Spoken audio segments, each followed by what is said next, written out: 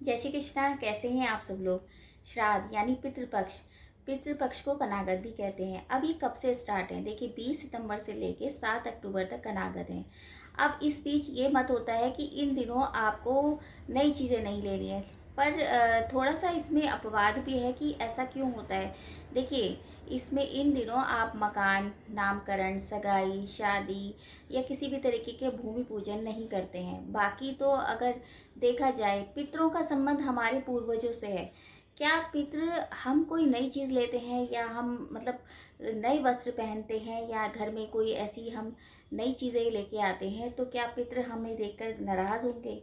नहीं, क्योंकि पितृ तो हमें मतलब अपने बच्चों को देख के, जैसे दादा दादी ये सभी पितृ बनते हैं, अपने बच्चों को देख के खुश होते थे कि वो खुश हैं, वो नए वस्त्र पहन रहे हैं, नए आभूषण पहन रहे हैं। तो जो पितृ सम्मान जो भी हैं वो देखकर खुश होते थे।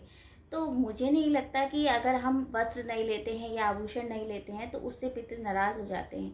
देखिए ये तो है कि भूमि पूजन या इस तरह की सगाई या ये जो भी संस्कार टाइप की जो चीज़ें होती हैं वो नहीं करनी चाहिए, क्योंकि इस टाइम पितरों के दिन चल रहे हैं, मतलब पितरों को याद करते हैं, उनमें ही हम मतलब डूबे रहते हैं कि हाँ भाई पितृ थे हमारे और इतना हमें प्यार करते थे। उन दिनों इस तरह की ओकेज़न नहीं रखनी चाहिए। अदरवाइज़ अगर हम आभूषण लेते हैं या कपड़े लेते हैं तो मुझे नहीं लगता इसमें कोई पितृ नाराज़ होने वाली चीज़ है कि ये पितृ नाराज़ हो जाएंगे। सबसे बड़ी बात तो यह है कि पितृ बच्चों को खुश देख के खुशी होंगे, क्योंकि हम भी देखते हैं ना कि जब दादा दादी या मतलब नाना नानी या कोई ऐसे मतलब पहनते थे बच्चे तो कितने खुश होते हैं, क्योंकि उनको खुशी मिलती है अपने बच्चों को खुश देखते हुए। तो इस तरह से नहीं सोचना चाहिए कि हाँ भाई आभूषण नहीं लें या वस्त्र नहीं लें। बाकी सबका अपना अपना मत है, ये मेरा मानना है। अब इन पितरों के दिनों में हम क्या दान करें कि जिससे हमारे पितर और खुश हो जाएं। देखिए सबसे बड़ा दान होता है काले तिल का। अगर हम इन दिनों में अगर हम काले तिल का दान करते हैं तो बहुत अशुभ रहता है। काला छाता हो, काला कंबल हो, किसी भी तरीके का मावस पे अगर हम काली चीज़ों का दान करते हैं तो बहुत शुभ रहता है। फिर है गुड़।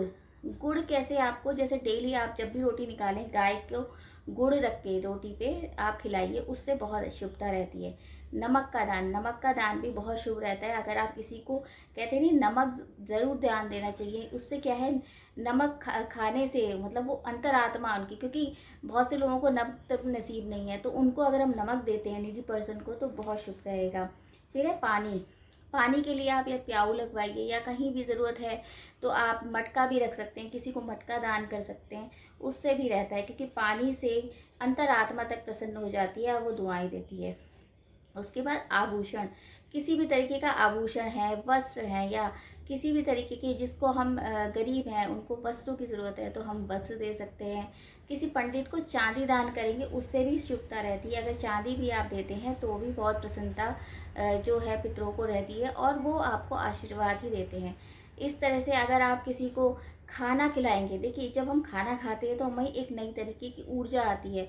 अब उस भोजन को हम किसी को खिलाएंगे तो वो जो दुआएं निकलेंगी, और ख़ास तौर पे पितृपक्ष में जो दुआएं निकलेंगी वो बिल्कुल ऊपर तक जाती हैं और भगवान भी उसमें प्रसन्न हो जाते हैं और आपको दुआएं का असर साफ दिखता है। बहुत से लोग तो प्याऊ भी लगवाते हैं। और पानी संबंधित अगर हम मतलब किसी को पानी का व्यवस्था करते हैं तो भी अच्छा रहता है। अगर रोशनी दान करें, या रोशनी दान का मतलब ये नहीं है कि आप मतलब रोशनी किसी को ऐसी, यानी दिए दीपक दान करें या किसी को पंखा या किसी को बल्ब भी दे दें तो उससे क्या है घर में उजाला। तो जब हम किसी घर में उजाला करते हैं तो ऑटोमेटिकली हमारे घर में भी उजाला आता है।